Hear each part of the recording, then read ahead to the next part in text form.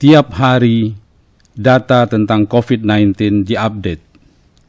Kita bisa mencermatinya di berbagai media. Mulai dari data tentang kasus baru positif COVID-19 secara nasional maupun secara wilayah provinsi hingga ke tingkat kabupaten kota. Termasuk data tentang zona hijau, oranye, dan merah di tingkat kelurahan. Bagaimana data tersebut diproses?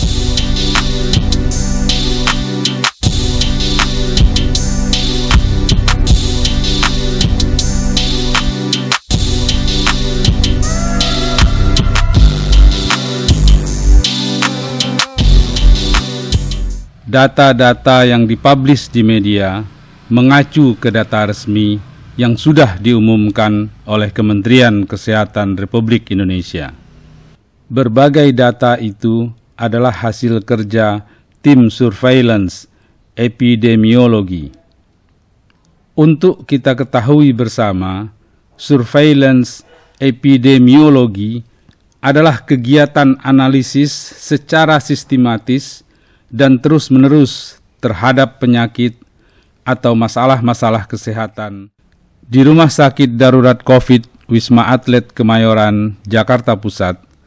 Tim surveillance menempati salah satu ruangan di lantai 2, Tower 2. Di sana, sejumlah relawan yang memiliki kompetensi riset kesehatan melakukan tabulasi serta menganalisis secara sistematis dan terus-menerus seluruh data pasien COVID-19 yang dirawat di RSDC Wisma Atlet Kemayoran.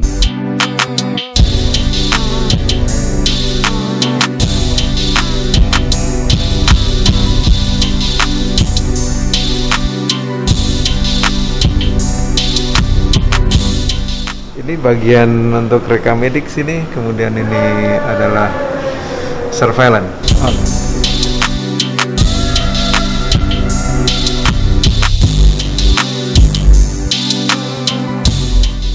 Surveillance itu kan kita menggambarkan kira-kira pasien-pasien ini dari mana gitu.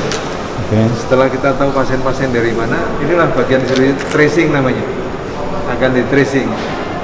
Sehingga kita akan infokan pada pusat, katanya di Kemenkes atau pusatnya surveillance gitu, akan lebih concern, oh di daerah situ deh masih merah misalnya. Seperti gambaran ini kita lihat di sini, ini kan data dari sini. Ya. Ini data dari sini kan? Iya. Nah, ini data dari sini kita bisa lihat, ini contoh bulan Januari nih. Januari ya. Sejak 1 Januari nih. Januari kita lihat merahnya banyak nih masih, merah, orange gitu ya. Terus hijaunya dikit. Dan ini kalau kita lihat mereka mendeteksi kasus positif kalau 0 sampai 56 itu kategori di hijau di sini. Kalau 56 sampai 120 ini kategorinya daerah sini gitu. Kalau merah begitu itu di atas 396 dalam 1 tahun, sampai ini ini dalam kecamatan kan. Hari ini di sini udah kita lihat warning, bener nggak nih di sana betul-betul memang kasusnya memang tinggi di situ. Itu cakupan wilayahnya mana aja tuh, Pak?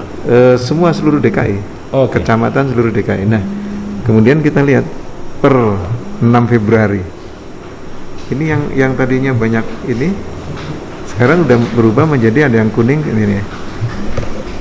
Contoh ini nih. Jauh. Ini yang merah cuma di sini. Sini udah dari hijau.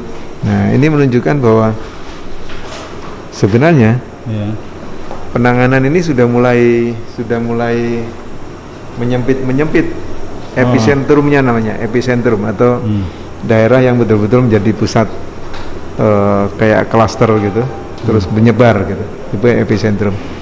Nah, kan ini kan epicentrum, ini epicentrum. Jadi kita harapkan yang merah ini semakin menghilang. Maka kita akan mengatakan kasusnya semakin rendah.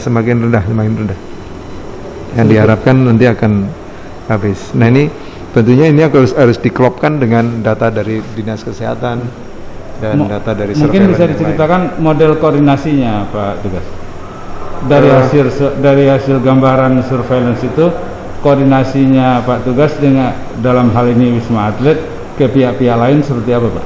Ya tentunya dari sini kan ini bagian dari Wisma Atlet, kemudian ini bagian dari surveillance-nya Kementerian Kesehatan. Oh, Jadi ini langsung akses ke Kementerian Kesehatan. Dan juga ini tentunya di sini juga ada LO dari Dinas Kesehatan. Nanti dikoordinasikan di situ. Sehingga ini menjadi suatu kolaborasi untuk ke arah tracing-nya seperti apa sebenarnya. Karena ini kan dirawat dari area-area penduduk Jakarta ini di Kecamatan Sunatan. Jadi artinya action berbasis data begitu Dok? Harus berbasis data supaya mengeliminirnya itu akan lebih mudah. Arus masuk keluar pasien di RSDC Wisma Atlet Kemayoran adalah bagian dari data yang dicermati tim surveillance, termasuk tentang pasien yang sembuh yang pekan-pekan terakhir terus meningkat. Jumlah pasien yang sembuh terus bertambah. Tingkat kesembuhan pasien tersebut sekaligus juga menunjukkan kerennya strategi pengobatan yang dilakukan. Juga ampuhnya obat-obat yang digunakan. Di lantai 2, Tower 2 RSDC Wisma Atlet, ada ruangan khusus yang mendata serta mengelola seluruh obat-obatan yang digunakan di sana. Mereka dikenal sebagai tim farmasi.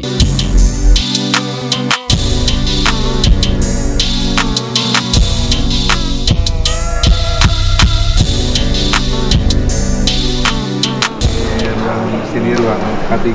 Ya. Yang sebelah sana adalah ruang farmasi. Oh, oke. Jadi memang ini Apa ininya Pak? Secara fungsional farmasi itu? fungsinya kan di sini dia mendata gitu ya, mendata berapa obat-obat yang masuk, kemudian obat-obat yang digunakan itu nanti di-report di sini.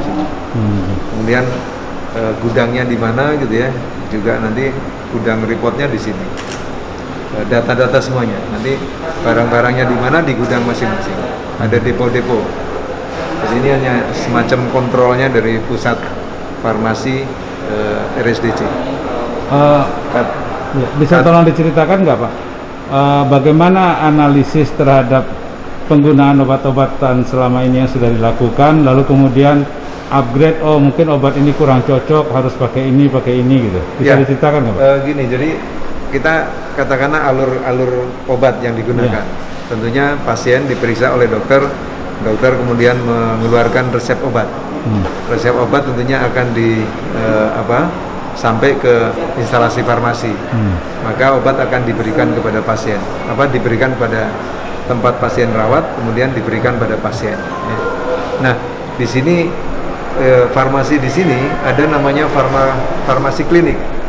Farmasi klinik ini dia akan memberikan analisa kira-kira obat-obat yang sesuai dengan indikasi atau tidak. Kemudian ada kemungkinan interaksi antara satu dengan yang lain, ya atau tidak. Mereka ahli farmakologi klinik atau farmasi klinik ya. Farmasi klinik dia akan analisa. Sehingga sangat untuk dilimitasi terjadinya suatu obat-obat yang tidak pas atau menimbulkan kerugian atau efek samping yang tidak baik untuk pasien ini. Ya. Jadi ini yang kita analisa terus. Kualifikasi relawan yang ada di sana seperti apa Pak? Di sana untuk bagian farmasi ini ada apoteker, kemudian ada asisten apoteker, kemudian di sini juga ada, tadi kita ketemu juga ada namanya farmasi klinik. Nah, dia menganalisa tadi yang obat-obat, efisiensi dari obat-obat itu. Ya. Maksud saya begini Pak, karena kalau konteksnya tadi berkaitan dengan tingkat kesembuhan pasien di RSDC, tentu kontribusi farmasi ini tentu tidaklah kecil Pak terhadap itu. Gitu. Mungkin bisa digambarkan sedikit Pak. Memang betul, jadi justru mereka membantu untuk pemilihan obat-obatan dan mengontrol obat-obatan yang diberikan pada pasien. Ya. Ini yang sangat penting untuk bagaimana proses termasuk faktor proses dalam proses penyembuhan pasien, supaya memang obatnya tepat gitu ya, dan kalaupun ada efek samping dan seterusnya terkontrol dengan baik. Dan katakanlah mereka juga penyiapan, jangan sampai ada obat-obat yang betul-betul dibutuhkan ini ternyata saat digunakan tidak ada. Artinya menjaga farmasi di sini menjaga ketersediaannya tercukupi. Ini yang penting juga untuk salah satu faktor dari penyembuhan pasien. Oke, kembali kepada alur obat dan tingkat kebutuhan itu Pak, itu sudah berbasis digital Pak? Untuk saat ini kita sedang kembangkan terus ya, sampai ke nanti berbasis digital persis. Memang sudah ada aplikasinya, tapi mungkin kita sedang optimalisasi betul supaya betul-betul integrasinya dicapai dengan baik. Kalau secara kita sedang assessment aplikasi yang secara integratif untuk semua unit layanan di sini. Berkaitan dengan sumber farmasinya Pak, itu dalam negeri saja atau ada juga farmasi dari luar Pak? Maksudnya obat-obatnya? Iya. Obat-obatnya tentunya obat-obat yang sudah beredar di Indonesia. Tentunya ada beberapa yang diproduksi mungkin dari Indonesia luar, tapi mungkin produksinya di dalam negeri katakanlah.